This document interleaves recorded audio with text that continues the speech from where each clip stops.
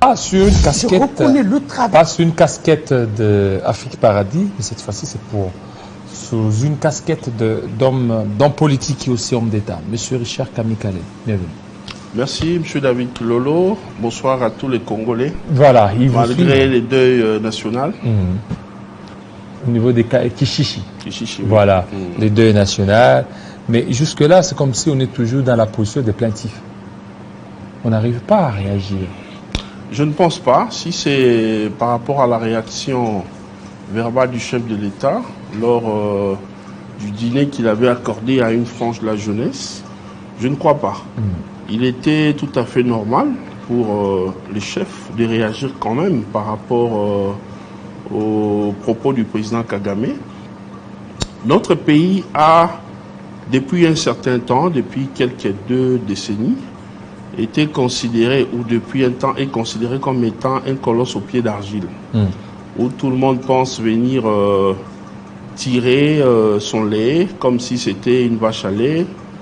Il y en a qui considèrent la RDC comme étant un bien sans maître, où tout le monde peut venir faire sa loi. Alors, il y en a plusieurs qui passent par Kagame pour venir s'aimer la terreur, le chaos. Alors, il était tout à fait normal d'entendre quand même le chef de l'État, le premier d'entre les Congolais, réagir quand même. Kagame n'a pas le monopole de la guerre, il n'a pas le monopole même des attaques verbales. Mais lui, c'est tout à fait normal. Mais c'est comme si lui, il est bouc émissaire, Paul Kagame. Oui, mais justement, il doit arrêter d'être bouc, il doit arrêter de jouer, de faire les malins en RDC. Tout ce qu'il veut avoir comme posture, qu'il aille le faire ailleurs, pas chez nous. Le chef de l'État a réagi, pas forcément en répondant à Paul Kagame, mais en les recadrant, en présentant la situation.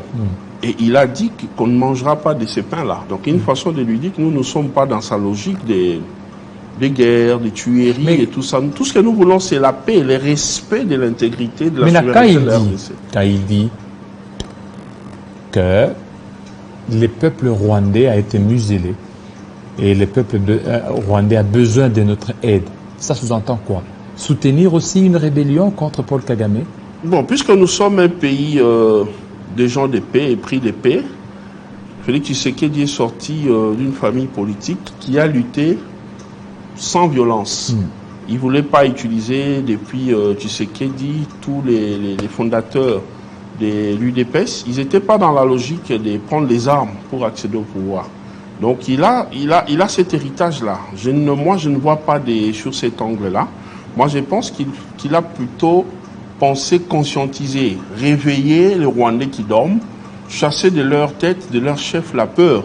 Parce que c'est la peur qui joue en eux, c'est la peur qui les anime, qui les pousse à continuer à observer tout ce que Kagame est en train de faire. Donc c'est une façon pour lui de leur dire, émancipez-vous, allez dans la rue, manifestez, parce qu'il est en train non seulement de vous museler, de vous mettre en prison dans votre propre pays, mais il vient également nous agresser. Donc il est dangereux. Donc c'est une façon d'ouvrir les yeux aux Rwandais pour leur dire... Ce n'est pas de l'huile jetée sous le feu qui risque encore d'envenimer les relations entre les deux pays. Mais déjà, nos relations depuis toujours, Félix Tshisekedi essayait de bien arranger les choses. Il tentait de normaliser les relations entre les deux pays, mais Kagame a montré sa mauvaise foi. Il a montré qu'il n'est pas de cette logique-là. Lui, il voit les choses autrement. Il a fait semblant de venir, je me souviens même, prendre part... c'est recueillir devant la dépouille mortelle des feux Papa Etienne Tshisekedi. C'était peut-être pour nous amadouer un peu. Donc, il n'a jamais aimé le Congo. Vous avez suivi lors de sa sortie médiatique, il disait même qu'il y a des terres rwandaises ici qu'il faudra finalement récupérer. Des terres rwandaises. Voilà. Alors, c'est quelqu'un qui ne mérite pas être président. Il n'est pas digne d'être leader d'un pays voisin comme le Rwanda. Donc il faut commencer à penser au développement de l'Afrique.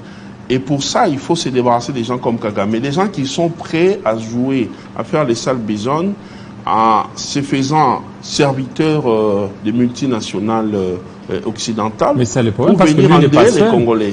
Tel qu'il est là, derrière lui, il y a les multinationales, il y a la France, il y a les États-Unis.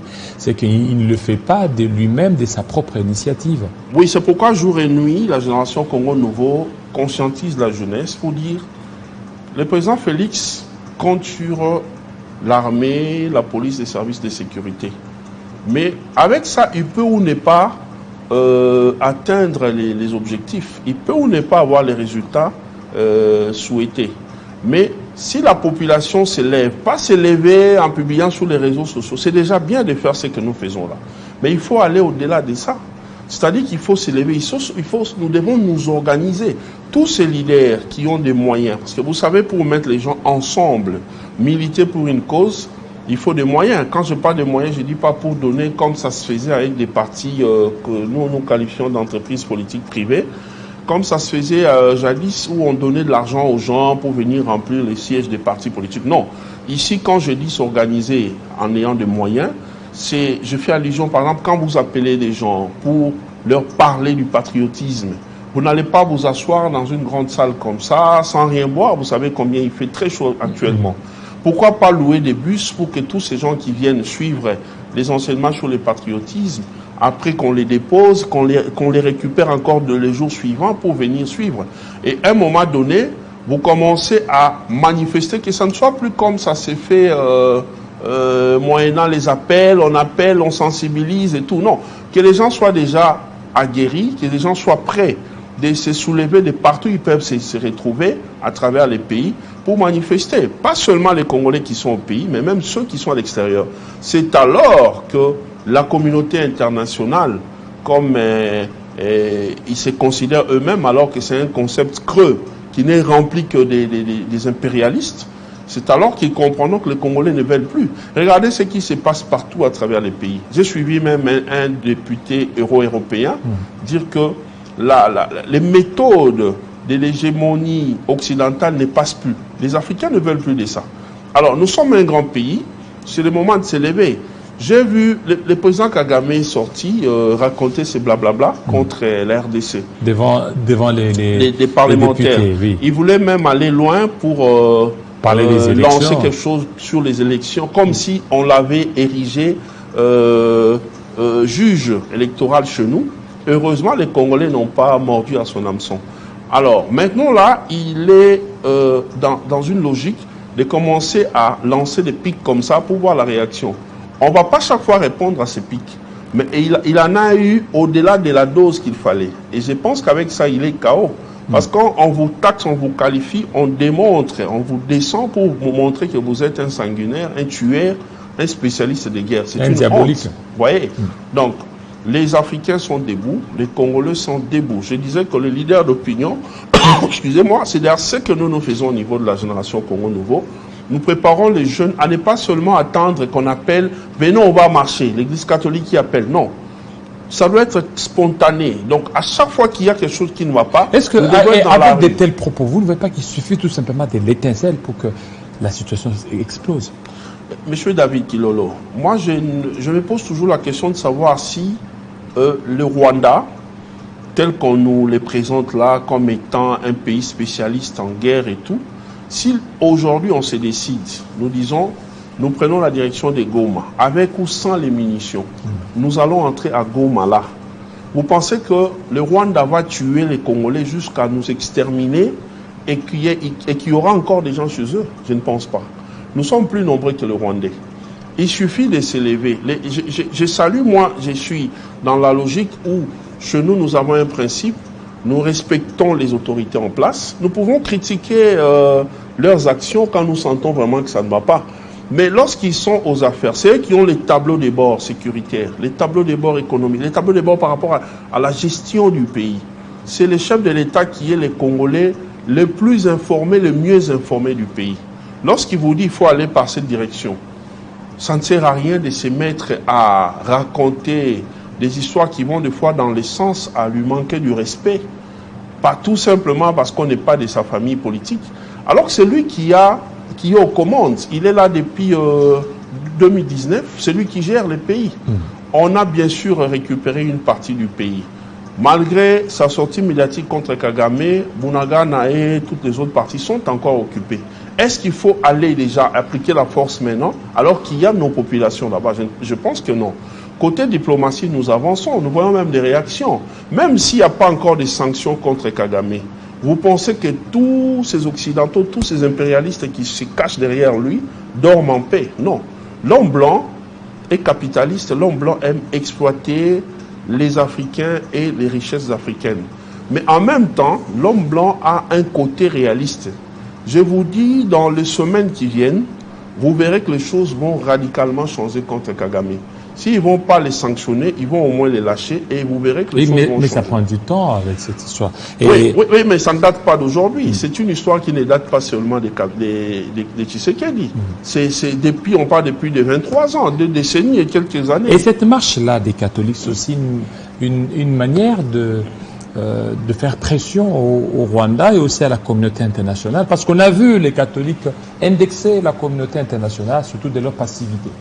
Tout à fait. L'Église catholique avait pris une très très bonne initiative, entre nous soit dit, pour les besoins de la cause, les politiques se permettent par moment de qualifier l'Église catholique de n'importe quoi, alors qu'il faut reconnaître l'Église catholique, il faut reconnaître sa force, sa grandeur. Il y a l'Église catholique, il y a l'Église protestante au Congo. Ce sont des très très grandes organisations en termes d'église, parce que non seulement ces églises sont partout à travers les pays et même le monde, mais ils ont aussi investi pour la socialisation des Congolaises et Congolais. Il n'y a pas une seule province où vous allez me dire que vous ne trouvez pas des écoles catholiques, protestantes. Il y en a partout. Alors qu'il y a beaucoup d'églises de réveil qui sont créées où vous allez trouver les leaders qui sort, il gère, il fait son temps. Quand il veut mourir, dans son héritage, il lègue les pouvoirs à son enfant, à tort ou à raison. Il y a des endroits où il y a des cas qui sont tout à fait normaux. Je peux prendre les cas du mystère chrétien du combat spirituel, c'est tout à fait normal. Quand les enfants sont aussi dans l'affaire, quelques enfants, il n'y a pas de souci, on peut donner, parce que quand on donne aussi à tout le monde, il y a des gens qui vont créer du désordre. Mais dans d'autres églises, il y en a plusieurs à travers les pays où vous trouvez qu'ils n'ont jamais rien fait pour la population, alors que tous les jours, vous avez les offrandes qui entrent, ainsi de suite. Et quand le leader va disparaître, vous ne trouvez rien. L'investissement de cette église, c'est par là que je dis qu'il faut respecter l'église catholique, il faut respecter l'église protestante. Lorsque ces deux églises se lèvent pour prendre une position, vous sentez que ça fait bouger les lignes, même ici au pays. Quand l'église catholique prend une position radicale contre le pouvoir, vous voyez que ça embarrasse même les chefs de l'État. Donc, la marche d'hier était une très très bonne chose. Je suis convaincu que ça a fait bouger les lignes au niveau de ceux-là qui se cachent derrière la... Alors vous ne voyez pas que oui, la marche, oui, mais sous les plans d'abord militaires, ça patauge un tout petit peu. C'est que d'abord sur les plans diplomatiques, on a des résultats qui sont encore latents, il faut encore attendre, ça prend du temps. Et entre-temps, au niveau de Nairobi, il y a la fin des travaux. Donc jusque-là, il n'y a pas vraiment une assurance de pouvoir remporter cette guerre. On est encore dans les tantôt plutôt. Oui, M. Kilolo, en interne, il y a beaucoup de problèmes. Il ne faudrait pas qu'on se voile la face. Il y a beaucoup de problèmes. Des problèmes, oui, il y en a qui sont peut-être aussi créés par rapport au casting qui avait été fait. Il y a des gens qui ne sont pas à leur place. Et pour ce qui est de l'armée, de la police, je pense que les chefs doivent devoir encore y voir. Surtout, côté armée, il y a une équipe qui est arrivée. Nous attendons voir les résultats. Côté la police, ce sont les mêmes personnes qui étaient là depuis le président Kabila, qui continuent à être là, alors qu'il y a plusieurs autres jeunes qui peuvent aussi mieux faire. Je ne suis pas contre tous ces officiers supérieurs qui sont en train de diriger la police actuellement, mais je pense que les services de l'État a des fois besoin du rajeunissement. C'est tout à fait normal. C'est un travail stressant qui affaiblit par moments les corps, avec le poids de l'âge aussi. C'est important de permettre certains de nos généraux d'aller aussi se reposer, parce que... Mais ça a été fait, non? Non, à la police, pas encore. Il y a de nouveaux... À la police, pas encore. Dans l'armée, oui, mais pas au niveau de la police. Donc, il y a une mise en place qui doit nécessairement c'est faire. Au niveau de la police Au aussi. niveau de la police nationale. Mais quand même, est-ce qu'au niveau de la police, il y a des problèmes pour qu'il y ait des permutations mais quand on parle de la police, au sein de la police, il y a les services de renseignement. Les renseignements de la police, de l'armée et même de l'ANR et tout ça, ce sont toutes ces informations, lorsqu'ils sont triangulés, c'est alors qu'on parvient à faire attirer les conclusions. Alors quand vous avez affaire à des gens qui sont déjà affaiblis, des gens qui ont fait longtemps là-bas, qui n'ont plus rien à proposer, ils n'ont plus de recettes à proposer au pays, ça devient un peu compliqué. Bon, ça c'était juste une parenthèse, je ne suis pas là. Si les chefs estiment qu'ils placent encore confiance en eux, bonne chance à eux, mais nous demandons à ce qu'ils puissent s'améliorer. Alors, mon problème était, je disais qu'en interne, il y a quand même beaucoup de problèmes. Il faut revoir les castings des services sensibles, armée, la police, même dans l'armée là. Vous voyez on venait de les nommer, mais on a eu à interpeller un général et qui est incarcéré jusqu'à présent. Il y a eu plusieurs problèmes. Tous les jours, nous entendons parler de tel colonel qui a fait défection, et ainsi de suite. Donc, c'est-à-dire qu'il y a un grand travail de fond à faire. Et je sais que ça s'est fait. Le domaine militaire, c'est un domaine qu'il ne faut pas trop attaquer, surtout pas sur la place publique. C'est au chef commandant suprême de faire son travail. Mais pour le moment, ce qui est important, c'est l'unité des Congolais. Et sur le plan d'abord, vous avez parlé de cet aspect sécuritaire, la police, l'armée, mais au niveau aussi de la diplomatie. On attend des résultats au niveau de la diplomatie. Moi, je pense parce que cette guerre aussi se gagne aussi diplomatiquement. Je pense que la diplomatie est en train de marcher. Les VPM, le Tondo, a fait bien son boulot. Oui, alors les résultats. Le ministre Didier Manzenga de la coopération régionale fait son travail. Il n'y a que trop de réunions des bureaux, ça dé. Non, ils sont sur le terrain, M. Kilolo. Le problème, c'est que nous avons affaire à un sanguinaire qui a déjà ciblé la République démocratique du Congo. Il est en train de frapper. Alors pourquoi ne pas faire aussi comme c'est sanguinaire? Pourquoi ne pas faire? Regardez, la fois passée, au niveau de Nairobi, les services congolais ont détecté les appareils d'écoute rwandais. Pourquoi ne pas aussi faire comme eux? Qu'est-ce qui nous retient? Pourquoi ne pas aussi infiltrer le Rwanda? Parce que nous, c'est comme si c'est nous qui sommes en train de nous victimiser, alors qu'on devait aussi faire pareil. D'abord la raison évoquée l'autre fois pour dire que non, les appareils étaient trafiqués, mis sous écoute et tout. Je pense d'abord que c'est une raison bidon. Parce que les Rwandais, il y en a qui sont dans la salle là, qui prennent part. Tout ce qui se passe là-bas, ils peuvent enregistrer.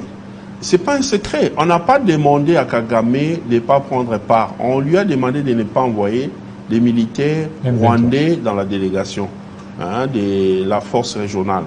Mais il prend part à ce qui se passe à Nairobi. Mais tout ça, vous ne voyez pas que ce sont de soubresauts qui peuvent faire capoter même l'aspect diplomatique là? Ou bien peut-être, est-ce que le casting, tel que vous l'avez dit, le casting a été à la hauteur?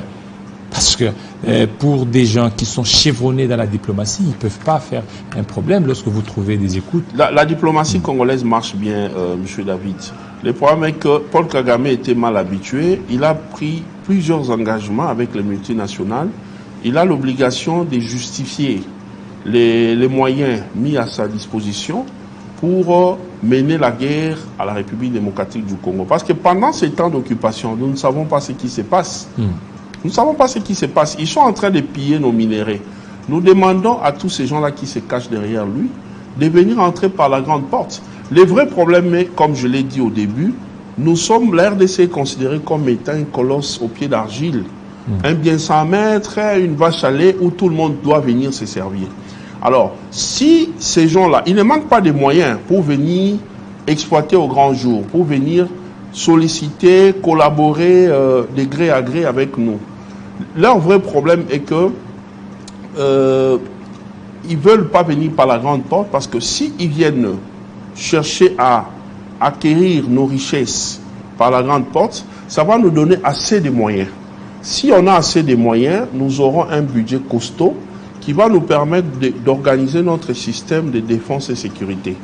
Alors, comme ils ne veulent pas de ça, il faut continuer à utiliser Kagame, qui est un des proches voisins, un des voisins immédiats, pour nous affaiblir, qu'on ait moins de moyens, que notre économie soit extravertie. Comme ça, on n'a pas vraiment de moyens de notre politique pour défendre les pays. Alors, je salue ici la décision du gouvernement qui consiste à rendre obligatoire les services militaires pour tous les finalistes des bacs. Comme ça, chaque année, nous aurons des réservistes qui pourront servir à tout moment. C'est un aspect qui avait été négligé, ignoré pendant longtemps. Chez Kagame et même ici au Congo-Brazza en face. Même en Ouganda. En Ouganda, les services les plus luxueux pour le jeune, c'est l'armée. À Brazzaville, si on les appelle là-bas des commandants. Si un commandant vous arrive dans la famille pour demander la main de votre soeur, vous êtes heureux. Ce sont des messieurs là-bas. C'est ici que les autorités, depuis la nuit des temps, ne voulaient pas valoriser ce travail. Or, servir sous les drapeaux, c'est un travail noble. C'est bien de servir son pays. Alors maintenant qu'on a valorisé cela, c'est bon, je vois déjà ce que le chef de l'État fait. Il faudrait qu'on continue. Chaque année, si on a ces éléments-là qui viennent, vous allez voir que parmi eux, il y en a qui vont se décider, ils disent non, je ne pars plus à l'école, je préfère carrément aller vraiment faire l'armée. Il y en a qui vont accepter de revenir à chaque fois que les pays aura besoin d'eux. Aux pistes des solutions, ils préconisent à ce que la RDC puisse quitter la francophonie. À un moment donné, j'avais donné raison à ces gens, parce que nous sommes le plus grand pays francophone, ici en Afrique. Et par rapport à ça, la France, qui est le pays auteur ou propriétaire du français, avait ou a l'obligation de nous accompagner, parce que nous valorisons sa culture. La langue française n'est pas la nôtre. Nous avons honoré les Français en faisant de cette langue notre outil de travail. Alors, la France a en principe, à mon avis, l'obligation de nous accompagner dans tout ce que nous faisons. Mais quand je vois, ou j'entends, excusez-moi, la France aller donner 20 millions à l'armée rwandaise pour son organisation, mais chez nous ici, venir nous donner des Motorola, 20 Motorola, je ne sais pas pour la police, mais c'est aberrant, c'est moquer de la République démocratique du Congo. Alors par moment, il faut oser. Sur le plan diplomatique, c'est peut-être ça aussi l'arme à utiliser, à ajouter parmi tant d'autres, pour menacer de quitter. Est-ce que maintenant, si nous quittons, ça ne sera pas la fin du monde. Nous, on a tenté à voir... Le rôle monumental, ce n'est pas aussi d'adhérer à l'EAC. Parce que là, on trouve qu'il y a beaucoup plus d'hypocrisie, là. Contrairement à la SADC, où il y avait des responsables, des messieurs qui intervenaient à chaque fois par rapport à l'EAC. Le président de la République sait pourquoi il avait fait adhérer les pays à l'EAC. Je n'ai pas de leçons à lui faire. Je n'ai jamais été chef de l'État, contrairement à plusieurs compatriotes qui passent à la télé pour lui faire des leçons alors qu'ils n'ont jamais été à la place. Le président de la République actuel lui-même est témoin. Lorsqu'il était dans l'opposition, il y a des choses pour lesquelles il n'était jamais d'accord avec ses prédécesseurs, notamment le président Kabila qui lui avait remplacé. Mais maintenant qu'il est aux affaires, il a compris. C'est bien beau de faire du bruit lorsqu'on n'est pas sur le terrain. Vous êtes dehors, vous êtes pour le tour là-bas, pour le tour, vous dites « Ah mais écoute, ce joueur-là est footeur ». Mais tu ne sais pas combien il est essoufflé pour aller vers les buts. Alors, c'est la même chose que je veux dire ici. Il sait pourquoi il avait fait les choix de l'EAC. Il a un mandat à justifier au bout de 5 ans. Ce n'est plus pour longtemps, c'est dans quelques mois. Faire du bruit maintenant alors que nous sommes agressés, s'attaquer contre les autorités, c'est nous affaiblir davantage en interne. C'est prêter, donner les pistes à l'agresseur pour davantage nous affaiblir. Maintenant, nous avons besoin d'être unis, d'être soudés, qu'on soit d'accord avec la personne de Félix Tshisekedi ou pas, qu'on soit d'accord avec sa famille politique ou pas, sa politique ou pas. Soutenons-nous. Ceux-là qui ont la possibilité d'avoir des jeunes ou des membres, des militants dans leur parti politique, les encadrer, leur prêcher le patriotisme, c'est ce qui est plus important. Alors, c'est au bout des 5 ans ici qu'il faudra maintenant infliger au président Tshisekedi la sanction qui lui revient. Si on estime qu'il a mal géré le pays pendant 5 ans, on va voter contre lui.